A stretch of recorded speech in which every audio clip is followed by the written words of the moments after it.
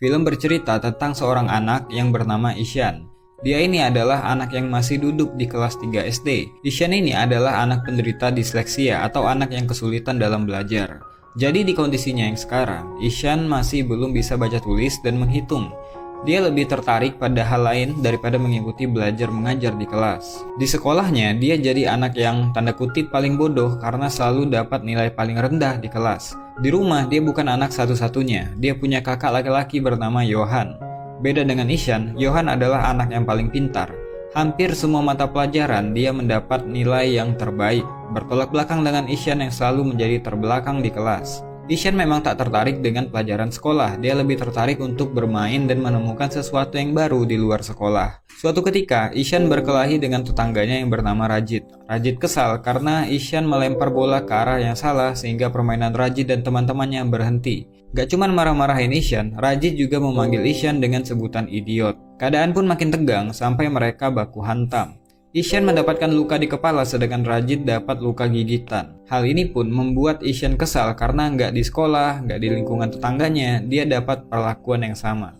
Ketika pulang ke rumah, ternyata emaknya si Rajit datang ke rumahnya, ngomelin orang tuanya Ishan, minta tanggung jawab karena si Rajit luka-luka. Padahal situasinya pada saat itu, Ishan juga mengalami luka yang sama. Bukan ngebela anaknya, si bapak malah langsung nampar Ishan karena bukan sekali ini aja Ishan buat masalah. Bahkan, si bapak mengancam kalau sekali lagi Ishan buat masalah, dia bakal dikirim ke sekolah asrama. Di sekolahnya, Ishan seringkali dimarahi gurunya karena nggak bisa ngikutin pelajaran dengan baik. Pernah sekali, Ishan disuruh bacain satu kalimat, tapi dia nggak bisa membacanya karena menurutnya, huruf-huruf yang ada di buku tersebut menari-nari. Ishan mengatakan hal yang sejujurnya, memang seperti itulah yang dilihat oleh penderita disleksia. Tapi gurunya menganggap Ishan lagi ngelawak di kelas.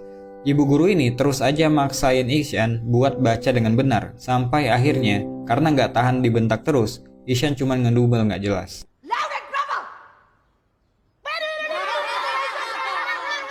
Ya karena hal tersebut, Ishan pun dikeluarkan dari kelas. Karena Ishan anak yang tanda kutip berbeda dari anak yang biasanya, dia pun kerap dibully oleh anak-anak di sekolah, bahkan teman-teman sekelasnya. Setelah jam pertama, dia memilih bolos pada hari itu dan pergi berkeliaran di jalan. Melihat sekitar, pergi kemanapun dia mau, melihat apapun yang dia suka. Di rumah, Ishan memang menunjukkan ketertarikannya pada seni dan dunia hewan. Dia juga suka melukis, menggambar, dan bermain. Pada malam hari, dia bercerita ke kakaknya kalau dia bolos sekolah pada hari itu dan dia nggak takut sama sekali. Bahkan itu menjadi pengalaman baru buat dia. Dia pun meminta bantuan kakaknya untuk menuliskan keterangan absen palsu karena dia bolos pada hari itu. Keesokan paginya di sekolah, gurunya mengadakan ujian matematika dadakan yang membuat Ishan pusing bukan main. Baca aja nggak bisa, nulis juga nggak, ngitung apa lagi. Jadi dia mencoba untuk mengerjakan soal matematika dengan imajinasinya. Ishan pun berhasil menjawab soal nomor 1, tapi imajinasinya untuk satu soal tadi ternyata ngabisin waktu yang lama banget. Sampai waktunya habis, dia cuman bisa jawab satu soal. Udah gitu jawabannya salah lagi. Pada hari yang lain ketika di rumah, dia ketahuan bolos karena bapaknya menemukan surat izin palsu yang Ishan gunakan ketika dia bolos. Dia pun dapat amukan lagi dari si bapak. Bahkan di sekolah, mereka dipanggil oleh kepala sekolah dan guru-guru Ishan. Para guru menjelaskan kepada si bapak dan si ibu betapa bodohnya Ishan ketika belajar di kelas. Kepala sekolahnya pun menyarankan untuk memindahkan Ishan ke sekolah yang lain. Karena Ishan saat ini udah satu kali nggak naik kelas, jadi nggak mungkin nggak naik lagi untuk kedua kalinya. Akhirnya, terpaksa si bapak berencana mindahin Ishan ke sekolah asrama. Walaupun Ishan berusaha untuk menolak hal tersebut dan berjanji akan belajar lebih giat lagi, tapi sia-sia saja karena dia tetap akan dipindahkan ke sana. Mereka sekeluarga pun mengantarkan Ishan ke sekolah sekaligus tempat tinggal barunya. Dengan berat hati, si ibu ngelepas anak bungsunya untuk hidup sendiri di sekolah asrama. Ishan pun memulai hidup barunya di sana. Karena belum bisa beradaptasi, Ishan gak henti-hentinya melamun dan menangis seakan gak percaya dia hidup jauh dari keluarganya. Apalagi dia menganggap bahwa nasib yang dia alami saat ini adalah bentuk hukuman dari orang tuanya karena kenakalan yang dia buat. Di sekolah barunya itu pun, Ishan tetap mendapatkan bulian. Dia masih aja dimarahi gurunya karena dia nggak bisa belajar seperti anak pada umumnya. Nggak ada yang paham sama Ishan yang memang menderita disleksia. Di asrama ini, dia seperti terpenjara di dalam sebuah lingkungan yang gak mendukung. Setiap hari, Ishan hidup dengan bulian dan kemarahan.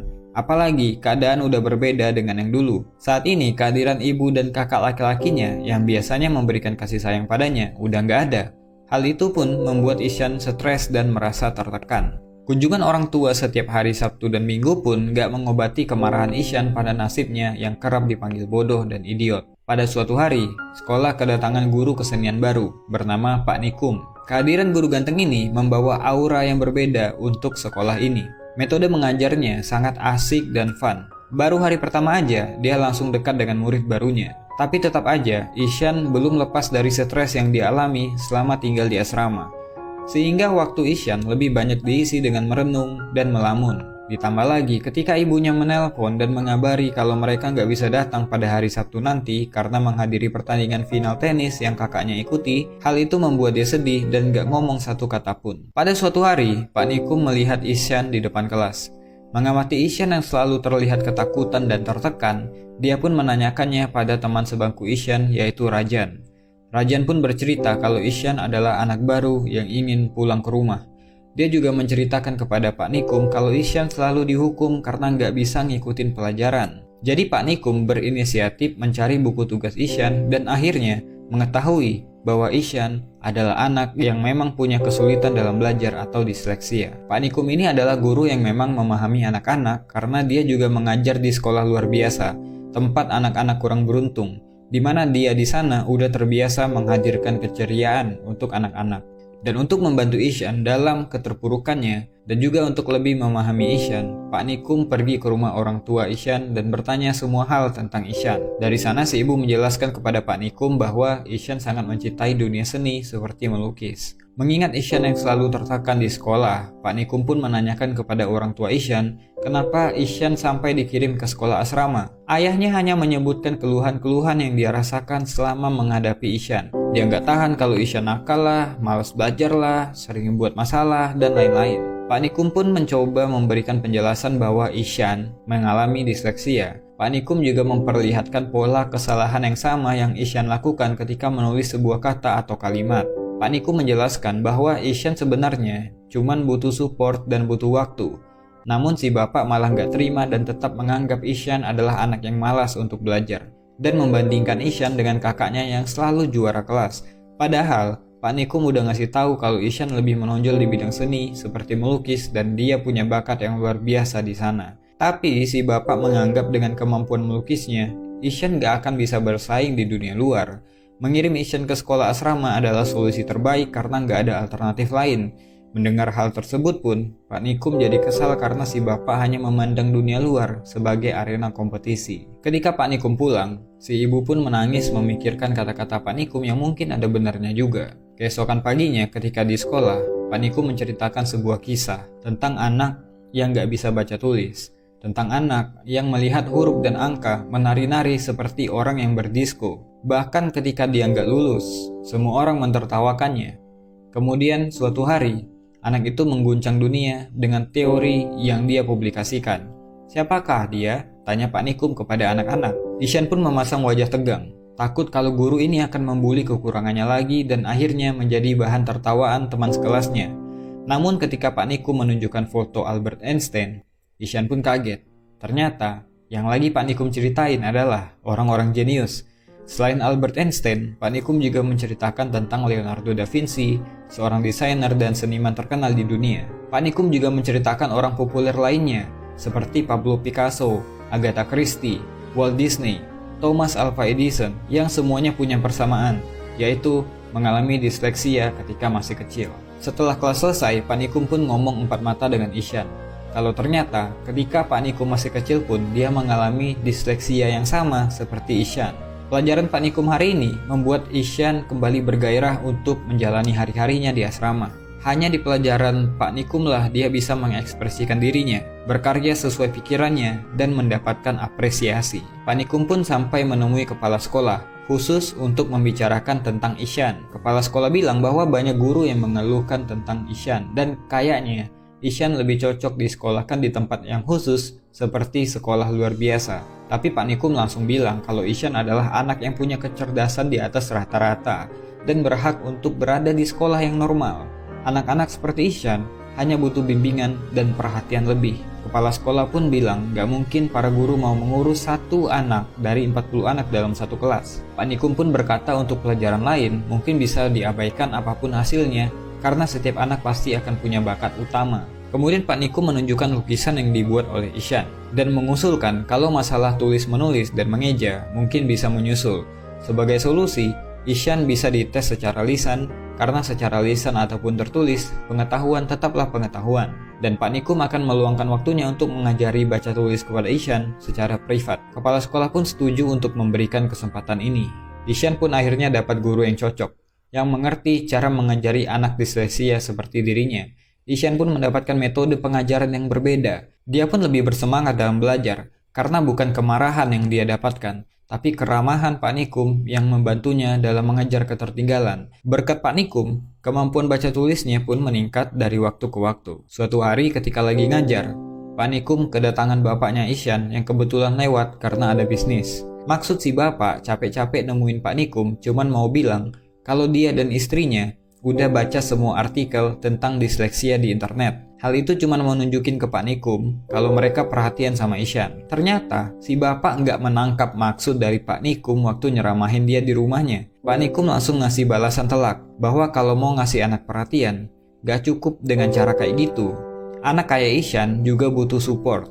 Anak kayak Ishan butuh figur orang tua yang selalu bilang sayang kepada anaknya apapun yang terjadi. Anak kayak Ishan butuh figur seorang ayah yang siap melindunginya kalau terjadi apa-apa sama dia. Si bapak pun langsung sadar bahwa selama ini dia nggak pernah memberikan kasih sayang pada Ishan selain kemarahan atau pukulan jika Ishan nakal. Dia pun pergi meninggalkan ruangan Pak Nikum dengan perasaan malu. Apalagi ketika di luar, dia melihat Ishan yang lagi baca mading, si bapak nggak bisa nahan air matanya. Pada suatu hari di asrama tersebut mengadakan lomba melukis. Semua orang boleh ikut termasuk para guru.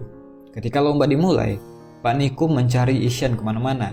Tapi sampai lomba dimulai, Ishan pun gak kelihatan. Ternyata sebelum acara dimulai, saat semua orang masih tidur, Ishan bangun paling pagi dan pergi ke kolam di mana di sana dia mencari inspirasi untuk bahan lomba melukis. Ishan pun datang sesaat setelah acara dimulai.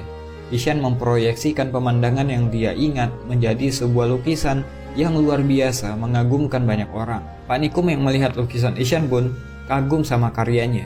Ishan pun juga nggak bisa menahan harunya ketika dia ngelihat hasil lukisan Pak Nikum, ternyata modelnya adalah dirinya sendiri. Dan pengumuman yang ditunggu-tunggu pun tiba. Kepala sekolah mengumumkan bahwa perlombaan ini dimenangkan oleh Ishan. Ishan Nandakishore Awasthi Sathi. Hasil karyanya dinobatkan menjadi karya yang terbaik dan akan menjadi sampul buku tahunan.